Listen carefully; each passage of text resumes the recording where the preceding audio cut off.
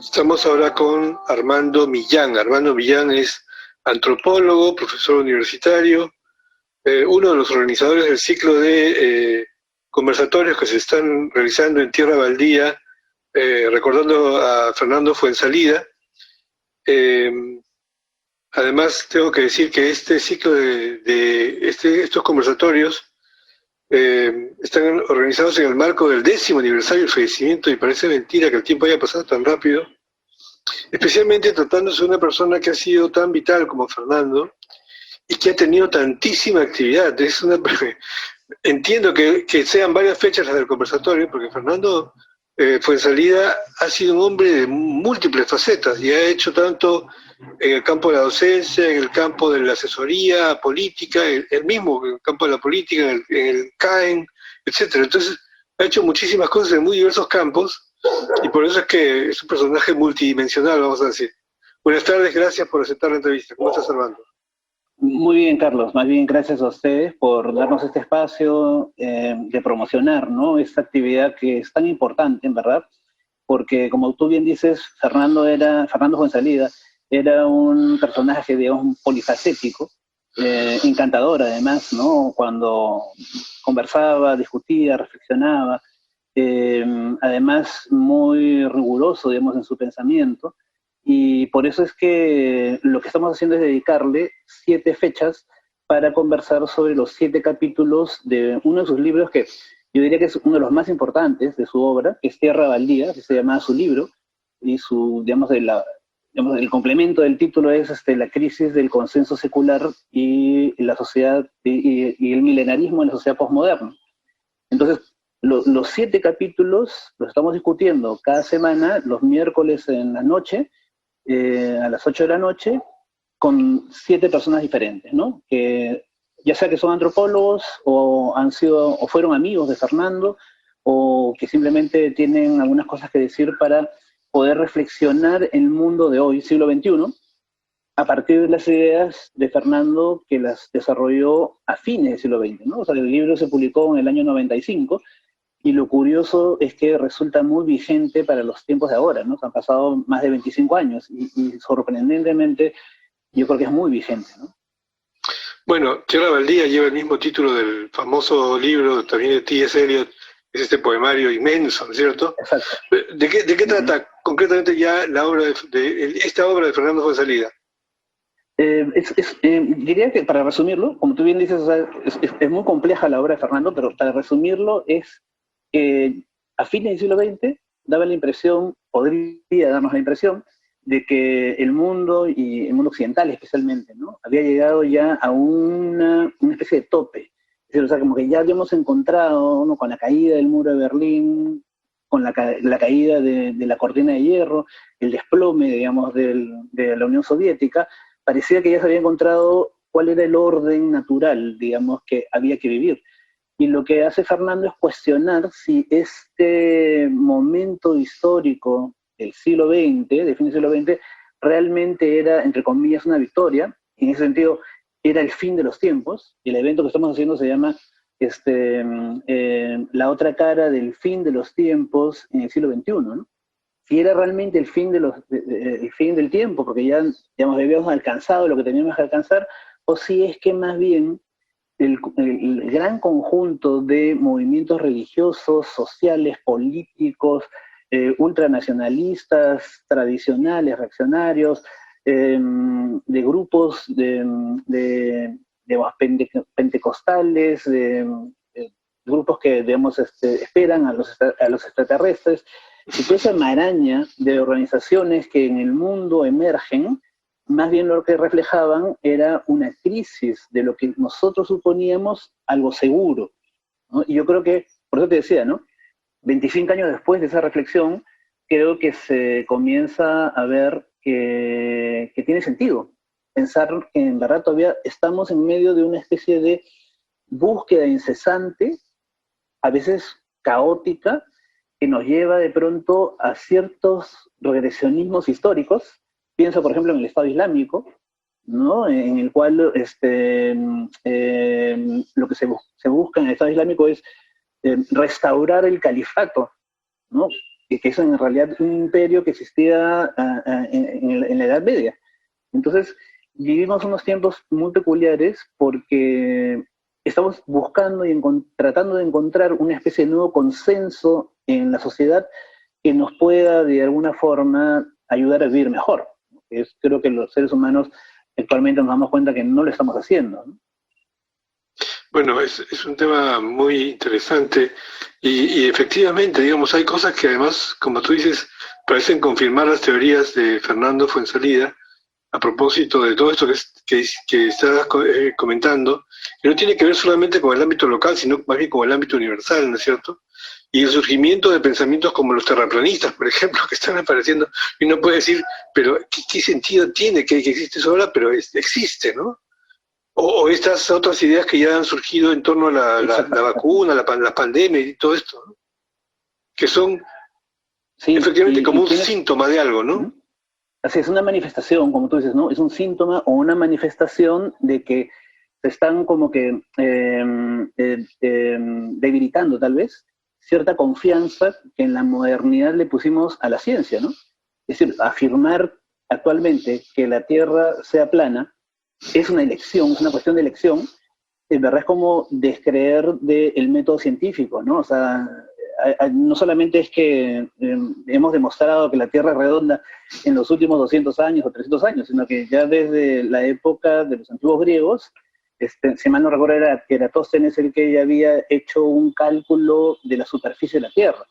Pero estamos en un tiempo en el cual, al desconfiar de la ciencia, y por qué es consecuencia de desconfiar en estos paradigmas seculares sobre los que nos hemos construido, el tema es que al llegar la modernidad abandonamos el mundo de lo sagrado y lo divino en el ámbito cotidiano. Lo involucramos solamente para la vida personal de cada uno. Es como una elección personal, ¿no? Creo en Dios, pero esto en verdad está al margen de la política, está al margen de lo social, está al margen de las políticas culturales, y entonces, de pronto, lo que antes era el sustento, ¿no?, de las creencias y los conocimientos, se comienza a desconfiar de ellos. Y por lo tanto, algo así como la creencia de que la Tierra es redonda, o más bien, que el conocimiento de que la Tierra es redonda se convierte en una creencia, como si fuera algo optativo. Entonces, hay ciertas cosas que sí son optativas, ¿no? Por ejemplo, el tema de la identidad de género. Yo puedo, digamos, estar de acuerdo o no estar de acuerdo con la existencia de parejas homosexuales, porque es un tema sobre el cual puede haber una opinión, así es. Pero sobre otros temas que en verdad, o sea, son manifestaciones de la experiencia, digamos, que pueden constatarse, no pueden establecerse opiniones, son cosas distintas, ¿no? Pero es como que en los tiempos actuales todo comienza a ser, digamos, posible de ser opinable, ¿no? Incluso la vacuna, como tú estás diciendo, ¿no? O las vacunas en general, porque no solamente el problema empieza ahora con el COVID-19, o sea, la existencia de personas que desconfían de las vacunas es algo que ya viene, lo notamos en el Perú, yo creo que desde hace unos 10 años, ¿eh? Pero estos son cuestionamientos que desde fines del siglo XX ya existen en otras regiones de Occidente, ¿no?, o en otras zonas de Occidente, ¿no? Entonces, esto es un escenario particular. Solo para redondear ahí lo último, Carlos, discúlpame, no es que la gente se haya vuelto loca, eso es importante decir, no es que la gente se haya vuelto loca, sino que la gente, al desconfiar de la ciencia, regresa a la fe. Y al regresar a la fe, tú sabes cómo es el tema de la fe, es decir, me tengo que entregar a la creencia, me tengo que entregar al dogma, porque el dogma es lo que me da tranquilidad y le da sentido a mi vida. Entonces, hay un desafío, ¿eh?, del mundo, yo diría mundo científico moderno, de no haber podido, entre comillas, convencer, ¿no?, de la necesidad de ver el mundo desde una perspectiva científica.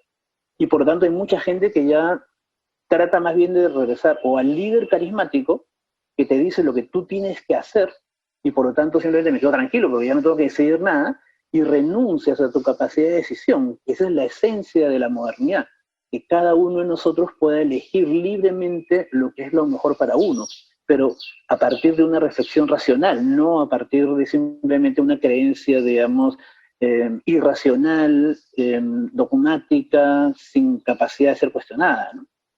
Bueno, recuerdo un libro que leí hace mucho tiempo, donde se hablaba de la Nueva Edad Media, ¿no es cierto? Que es un libro de los 80, me parece, pero en los que se hablaba justo de que se avisoraba el advenimiento de una especie de Nueva Edad Media, ¿no es cierto? A lo mejor está pasando eso realmente, ¿no?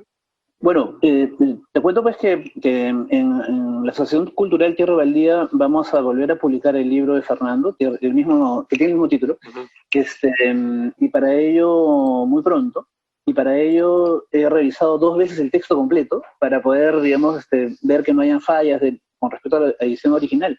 Y he tenido que revisar incluso las notas a pie.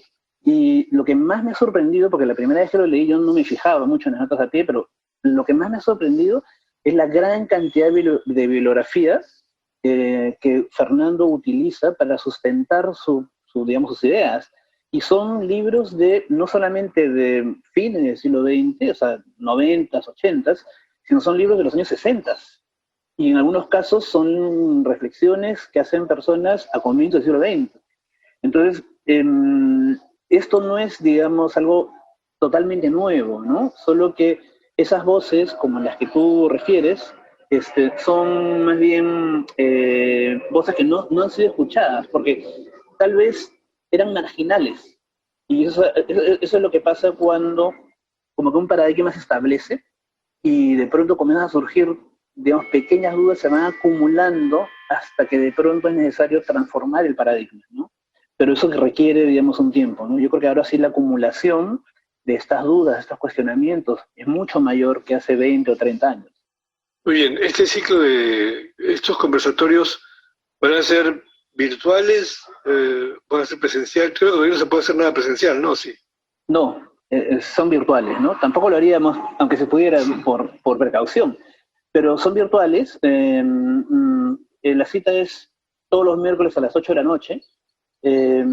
Como te comentaba, son diferentes especialistas vinculados con antropología, fundamentalmente porque Fernando era antropólogo de origen y corazón, y también son amigos de Fernando, se pueden ver por el canal de YouTube de la Asociación Tierra Baldía, todos los miércoles hasta el 14 de abril, ¿no? Y como tú bien dices, se va a cumplir un aniversario más del fallecimiento de Fernando, ¿no?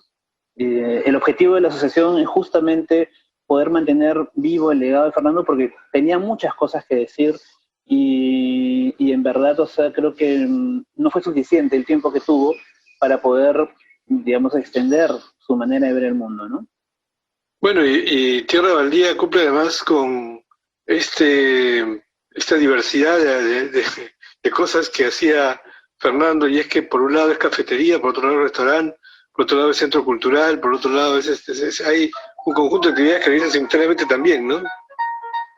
Bueno, así era la casa de Fernando, ¿no? Fernando recibía a las personas que iban a su casa sin cita previa, digamos, y él les invitaba a un café y se ponía a conversar y era un lugar de encuentro, en verdad, de amigos o estudiantes de Fernando o simplemente colegas, ¿no?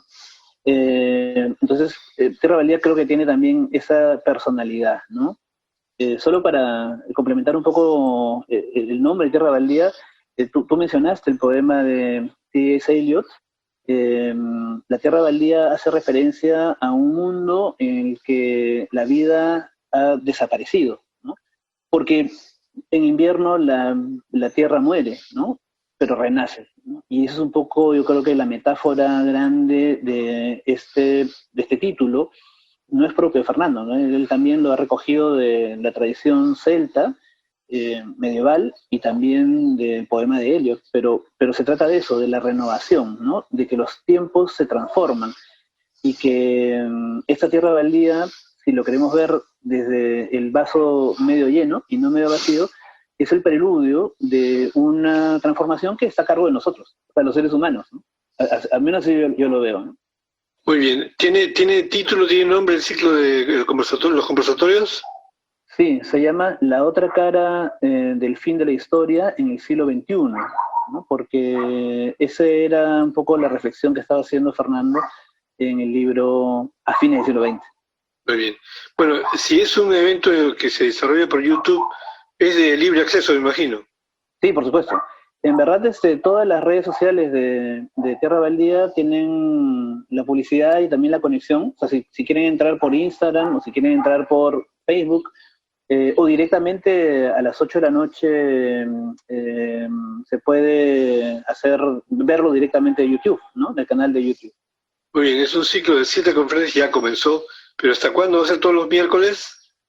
Hasta el día miércoles 14 de abril. Muy bien, muy bien.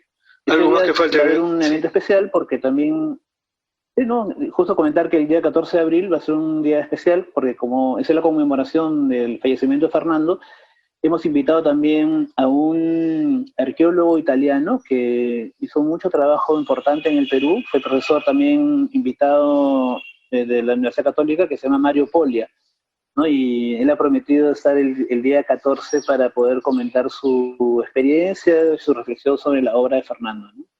Muy bien, están ustedes invitados entonces, repito, a recordar a Fernando Fuenzalida a partir de este ciclo de conversatorios que organiza Tierra Baldía, este centro cultural, restaurante, cafetería, bar, etcétera. Está en Miraflores, ahí por el segundo óvalo de la Avenida del Ejército, la cuadra 8 me parece.